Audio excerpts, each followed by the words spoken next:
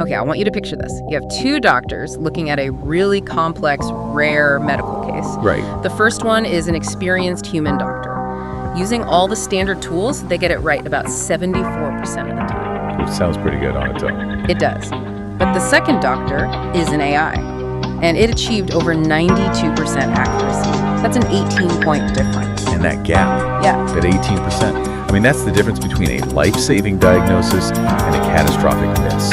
It's really the core of what we're digging into today.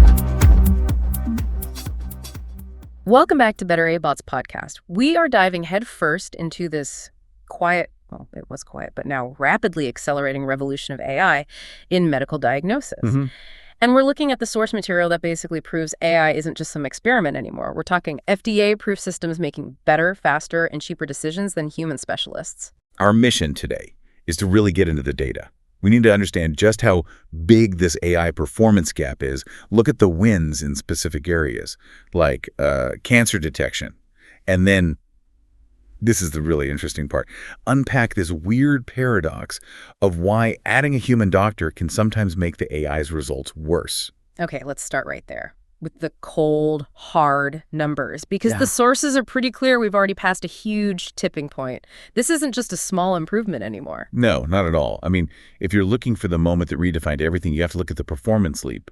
Take the MAI-DXO system from Microsoft. Right. In trials on these really tough, complex cases, it had a 4-fold increase in diagnostic accuracy compared to human doctors using the usual methods. Like 4 times the accuracy. That's not just a small tweak. That's a fundamental challenge to how we even think about medical training. It is. If an AI can be 4 times better, what does that say about the limits of, human cognition when you're under pressure? It says the ceiling we thought existed for diagnosis has just been completely shattered, and the money side of it is just as disruptive. That same system, MAI-DXO, delivered that incredible accuracy while, get this, cutting costs by 20% on average. So it's better, faster, and cheaper. It's the whole package. The economics alone just demand that you adopt it. Exactly. But the data point that really sealed the deal for me came in 2024 with that study on just general large language models, specifically ChatGPT. Yes, the one you mentioned at the start. So ChatGPT, just on its own, acting as a diagnostic tool, hit over 92% accuracy on these complex cases. Compared to the humans at 74%? Right. That 18-point chasm, it just changes the whole conversation. It's not if AI will get into medicine, it's how fast is it going to take over certain roles. And what's so telling is that this holds up even when you give the humans a huge hint. I'm thinking of that MIT-Harvard study where they actually showed the AI's prediction to experienced specialists. And the AI still did better. It still consistently outperformed them. It's incredible, isn't it? It means that even when you literally give the human expert the likely correct answer, their own biases or, their cognitive load prevents them from fully integrating it. The algorithm is just seeing patterns that are invisible to us.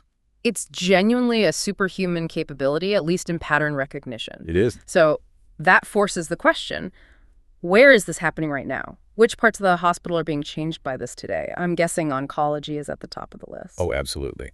Cancer detection is ground zero for this revolution. Take Harvard Medical School's CHIEF system. It hit nearly 94% accuracy across 11 different types of cancer. And we're not just talking about spotting a tumor on a scan, are we? The sources show it goes much, much deeper than that. Exactly. This is where AI just leaves human capabilities in the dust. CHIEF could identify mutations in 54 common cancer genes. For example, it had 96% accuracy for EZH2 mutations. And that's a key one for blood cancers, right? It is. And 91% for NTRK1, which you see a lot in head and neck cancers. So why does nailing those specific gene mutations matter so much in the real world for a patient? Because it's the key to targeted therapy. It means instead of just hitting a patient with broad, brutal chemotherapy, you can say, you have the EZH2 mutation. We have a drug that specifically targets that. It just fast-tracks personalized medicine. And the system does more than that, right? It actually forecasts survival rates. It does. It forecasts patient survival and even predicts how they'll respond to certain treatments with an accuracy humans just can't get to on their own.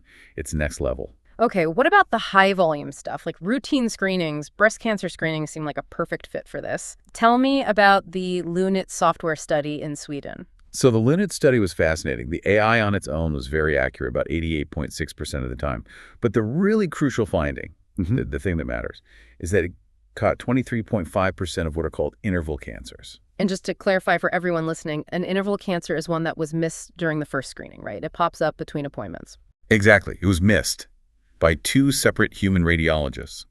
The AI caught almost a quarter of those critical misses. Yeah. When you think about what that 23.5% represents in terms of lives, well, the value is just undeniable. Speaking of workflow, let's talk about autonomy. Because the first time the FDA approved a completely unsupervised AI, it wasn't for cancer, it was for diabetic care. That was a huge moment. IDXDR, back in 2018. It diagnosed diabetic retinopathy. And it was monumental because it was the first AI cleared to work completely on its own. No human specialist needed to sign off on its findings. So this shifts the conversation from just accuracy to access. What was the real-world impact of that? It was revolutionary for vulnerable populations. In trials with young diabetes patients, using this autonomous AI led to a 100% eye exam completion rate. 100%, and the standard way. Just 22%. Because patients had to get a referral and see a human specialist. And since this condition is a leading cause of preventable blindness, especially in places with poor access to care, this technology is literally saving people's sight. So you go from needing a top-tier retinal expert to using an automated system in a local clinic. It's democratizing medicine. It completely changes the infrastructure of how you deliver care. Okay, but this brings us to the most, I think, counterintuitive finding in all of the source material. The paradox of collaboration. Nice. If the AI is over 90% accurate and a doctor has all this context and experience, you'd think putting them together would get you to like 99% accuracy. You would think so. But the studies show that when you put the doctor back in the loop, the results often get worse. It's the uncomfortable truth, isn't it? Let's go back to that key finding. AI alone, over 90% accurate. When doctors use ChatGPT Plus to help them, their combined accuracy only crawled up to 76%. Hang on. If the AI is feeding them 90% plus correct information, how did adding a human brain dilute the result by 15 percentage points? What is happening there? Well, it raises a huge question about clinical judgment versus pure pattern recognition.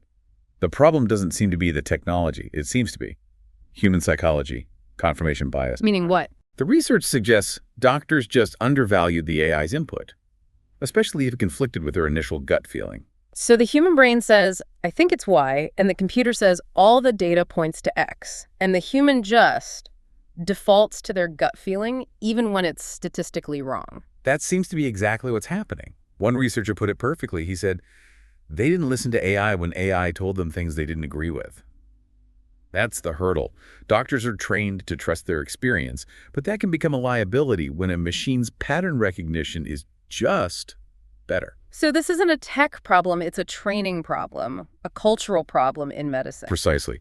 Dr. Andrew Parsons pointed out that we desperately need formal training on how to use these tools, how to leverage the machine's power without letting your own biases override the right answer. It's a massive training gap. We should be fair, though, and mention the big limitation here. A huge meta-analysis of 83 studies found no significant overall performance difference between AI and doctors across a wide variety of conditions.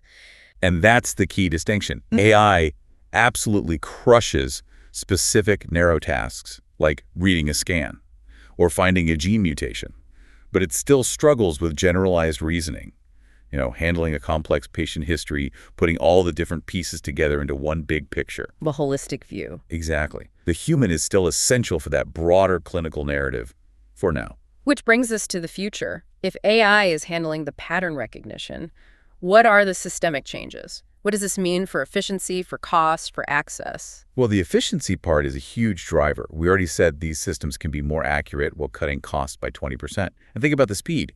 An AI can read thousands of images in the time it takes a human to review a few dozen. That can clear up massive backlogs. And that speed directly hits a major global health crisis. I think the WHO estimates 4 billion people don't have access to medical imaging interpretation. 4 billion. It's staggering. AI is a real pathway to democratizing that expertise. You could put one of these systems in a remote clinic, and suddenly that patient is getting the same diagnostic quality as someone in a major city hospital. It's an agent of global equity. It's not just diagnosis either, is it? The sources say AI is starting to outperform doctors in planning treatment after the diagnosis is made. That's the next frontier. A Stanford study showed chatbots were better at managing complex patient care than human doctors who only had, Google in their medical textbooks. because the AI could instantly process all the potential drug interactions, all the side effects, and map out the absolute best sequence of tests and follow-up care. It just manages complexity better than a human brain under cognitive load. So we're talking about AI not just finding the disease, but plotting the safest, most effective roadmap for treatment. Exactly. So the consensus is pretty clear. AI won't replace doctors, but it will fundamentally augment them. The future is AI doing the heavy lifting on data and patterns, which frees up the humans to focus on empathy, communication, and complex ethical decisions. The human stuff. So the AI doctor is officially here. It's not science fiction. And it forces us to completely reevaluate our standards for what good clinical practice even looks like. Medicine is changing right now under our feet. It is. And if there's one thought to leave you with, it's this. The debate isn't about whether AI can match humans. It already has. In key areas, it's already surpassed us. The real challenge now is solving that collaboration paradox. How to get the humans to listen to the machine. Exactly. How quickly can we train doctors, new and old, to trust the data and use these tools to achieve that combined superior potential? That's the real work ahead. That is a phenomenal point to end on. Thanks for listening. This deep dive and all the sources we used are fully broken down in an article on the BetterAIBot.com news page. A lot to think about there. Definitely. Check the description or the show notes for the link. And see you in next episode.